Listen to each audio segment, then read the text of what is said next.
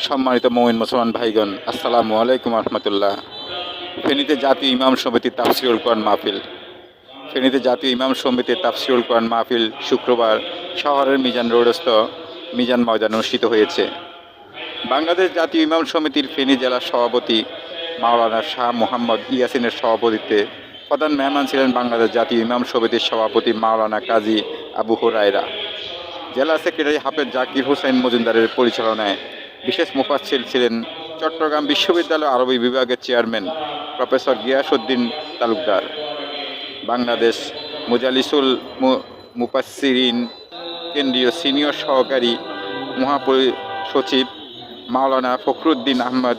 বিশেষ মেহমান ছিলেন বাংলাদেশ আদর্শ শিক্ষক পরিষদের সেক্রেটারি মুফতি হাফেজ মাওলানা ফারুক আহমদ, সুসদি আল জামিয়া আল ইসলামিয়া দারুল উলুমের মুহতামিম মাওলানা ইসমাইল হায়দার ও বাংলাদেশ মুজালিসুল মুফাসসিরিন ফেনী জেলা সভাপতি মাওলানা মোহাম্মদ জাকারিয়া। ইমাম সমিতির এই আয়োজন তাফসিরুল কোরআন মাহফিলটি ফেনী শহরে ব্যাপক সাড়া দিয়েছে।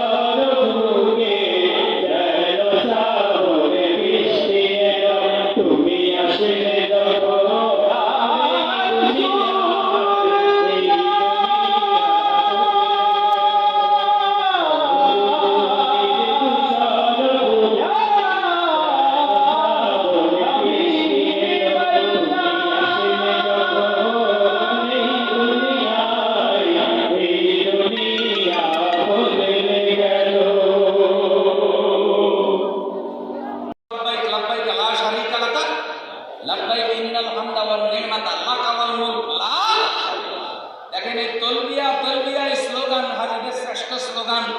এখানেও কিন্তু শিরকের বিরুদ্ধে জিহাদ আছে দুইবার।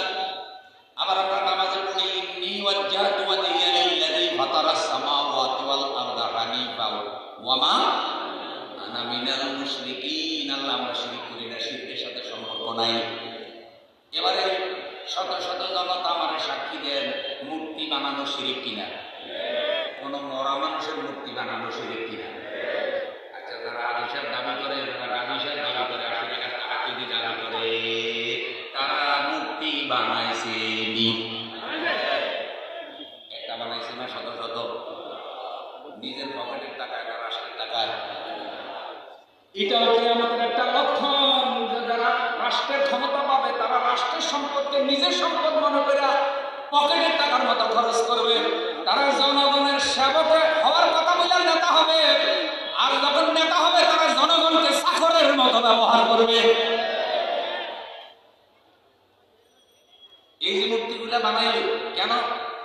যে অমুক মরা মানুষের মূর্তি বানাইলে ওকে সম্মানিত হবে, সবাই রাস্তাঘাটে ওনার মূর্তি দেখবে। এগুলো হলো জাহিলি চিন্তা, জাহিলি চিন্তা। আরে আকেল না হো গাফিল তুঝে দুনিয়া সে গানা হয়। ইমান না থাকলে, শরীর না থাকলে বুদ্ধি মানে জাহেল হয়ে যায়, ডিগ্রি করাও আজেল হয়ে যায়। ভিতরে ইমান নাই, এগুলো বানাইছে। আলম আবার প্রতিবাদ করেছে, কথা বলেছে, এরা মনে করে আলমরা বাজিদের দুশ্মন, আলমদেরকে শত্রু পাবে। একটা দুইটা তিনটা চারটা নয় শত শত বানাইছে। শেষ পর্যন্ত আইনি পরিণত করেছে। একটা পুরুষ আর একটা মহিলা শ্রমিক মাদ্রাসার প্রিন্সিপালের মাথার উপরেও টাঙ্গাইয়া দিছে।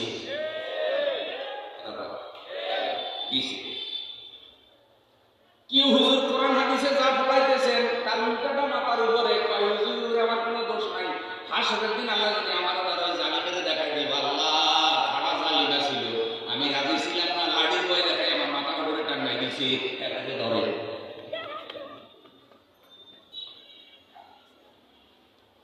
কথাটা আসলে বাস্তব। কোন জিনিস যদি আইনি পরিণত হয়ে যায়, হুজুর এটার বিরুদ্ধে থাকলেও এটাকে ফিরাইতে পারে, এটাকে ফিরাইতে পারে না।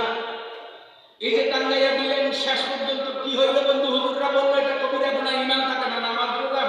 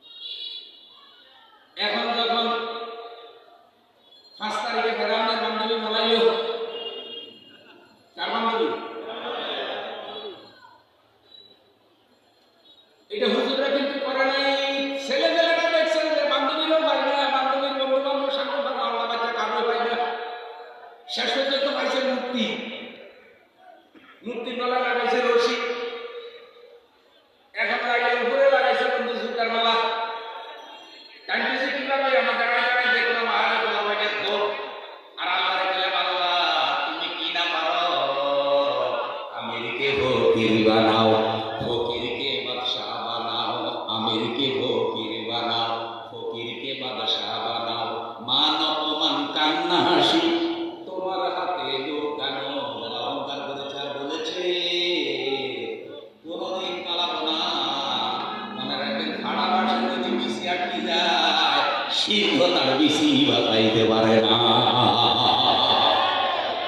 খাড়া বাসের চিন্তা করতে যদি সিংহের বিসি আটকে যায়, সিংহের মতো বাহাদুরি শব্দ কালচামার মধ্যে বিসিতেও চলে না।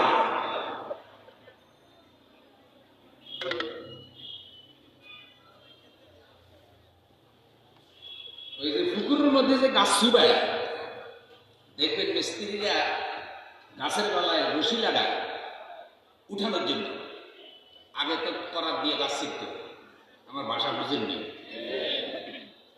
ওই যে করাতি বলতে ওদেরকে। আমরা চিন্তা করতাম ছোটকালে যে গাছ শিখে কিভাবে পুকুরের থেকে উঠাবো, কিন্তু আসলে উঠে যেত, মোটা রশি লাগাইতো আর 10-12 জন উপরের দিকে রশি ধরে কাটতো, আর মিস্ত্রি এখন ডাক পেতো। কি ডাক পেতো? আমি ছোটকালে 3-4টা বাক্য মুখস্থ করছি। এই বুড়িগারে বুড়িগা, ওই কি করে রশি টানবে, যেটা বড় মিস্ত্রি কানের মধ্যে হইল পেন্সিল একটা, হাতের মধ্যে রশি, আর এভাবে কোমর, মানে একটু ব্যবসা বেঁধে সরকার বোঝা যায়। হাতটা বুড়ে বলছে যে বুড়িগারে বুড়িগা, যারা রশি ধরছে তারা কয় হেইও মাথা তোল, হেইও তোল্লাই রাখছি, হেইও হিসাব জল। এক পর্যায়ে গিয়ে আমার কাজ উঠে গেছে। ঠিক একই স্টাইলে ছেলেমেয়েরা মূর্তির গলার মধ্যে রশি লাগাইয়া টানতেছে, এই বলে। আমার ছোটকালে